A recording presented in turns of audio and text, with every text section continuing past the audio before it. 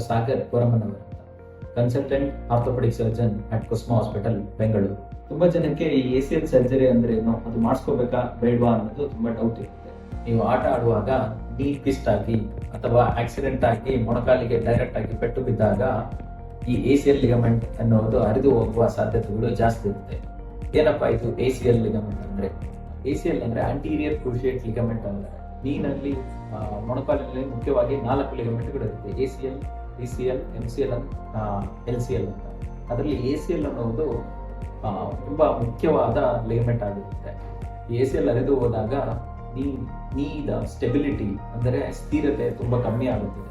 ಮೆಟ್ಲನ್ನ ಹತ್ತುವಾಗ ಇಳಿಯುವಾಗ ಅಸ್ಥಿರತೆ ಇಲ್ಲದಿದ್ದರೆ ಬಿದ್ದು ಹೋಗುವ ತೊಂದರೆಗಳು ಜಾಸ್ತಿ ಇರುತ್ತದೆ. ಮತ್ತು ಅದು ತುಂಬಾ ಉಜ್ಜುವುದರಿಂದ ಮೆನಿಸ್ಕಸ್ ಅಂದ್ರೆ ಕುಷನ್ ಹರಿದು ಹೋಗುವ ಸಾಧ್ಯತೆಗಳು ಜಾಸ್ತಿ ಇರುತ್ತದೆ. ಮತ್ತು ಬೇಗ ಅರ್ಲಿ ಅಂದ್ರೆ ಆಸ್ಟಿಯೋಆರ್ಥರೈಟಿಸ್ ಆಗುವ ಸಾಧ್ಯತೆಗಳು ಜಾಸ್ತಿ ಇರುತ್ತೆ. ಸೊ ಈ ತರ ACL ಟೇರ್ ಆದ ಪೇಷಂಟ್ಸ್ಗಳಲ್ಲಿ ನಾವು ಆರ್ಥ್ರೋಸ್ಕೋಪಿಕ್ ACL ರೀಕನ್ಸ್ಟ್ರಕ್ಷನ್ ಎನ್ನುವ ಸರ್ಜರಿಯನ್ನ ಅಡ್ವೈಸ್ ಮಾಡ್ತೇವೆ. ಇದು ಒಂದು ಕೀ ಹೋಲ್ ಸರ್ಜರಿ ಆಗಿರುತ್ತೆ. ನಾವು ಪೂರ್ತಿ ಕಟ್ ಮಾಡಿಬಿಟ್ಟು ಓಪನ್ ಮಾಡೋದಿಲ್ಲ. ಕೀ ಹೋಲ್ ಇಂದ ಕ್ಯಾಮರಾದಲ್ಲಿ ನೋಡ್ಬಿಟ್ಟು ರೀಕನ್ಸ್ಟ್ರಕ್ಷನ್ ಅಂದ್ರೆ ನಿಮ್ಮ ನೀನಲ್ಲಿರುವ ಒಂದು ಲಿಗಮೆಂಟ್ ತಗೊಂಡು ಮತ್ತೆ ಪುನರ್ ನಿರ್ಮಾಣ ಮಾಡ್ತೀವಿ.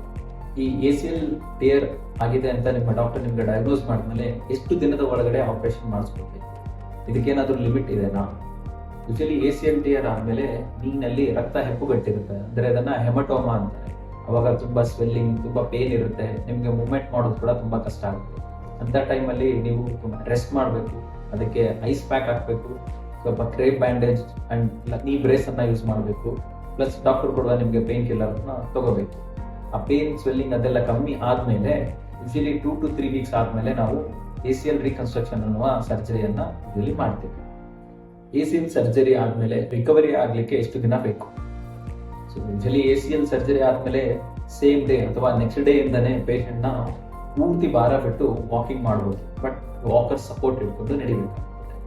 2 ಇಂದ 3 ವಾರದವರೆಗೂ ಯೂಶಲಿ ನೀ ಬ್ರೇಸ್ ಅನ್ನ ಕೊಟ್ಟಿರ್ತೀವಿ. ಅದಾದ್ಮೇಲೆ 6 weeks ಆದ್ಮೇಲೆ ಪೇಷಂಟ್ ವಾಕಿಂಗ್, ಟರ್ನಿಂಗ್ ಸ್ಟಾರ್ಟ್ ಮಾಡ್ಬೋದು, ಸ್ಟೆಪ್ಸ್ ಎಲ್ಲ ಹತ್ತೋದೆಲ್ಲ ಸ್ಟಾರ್ಟ್ ಮಾಡ್ಬೋದು.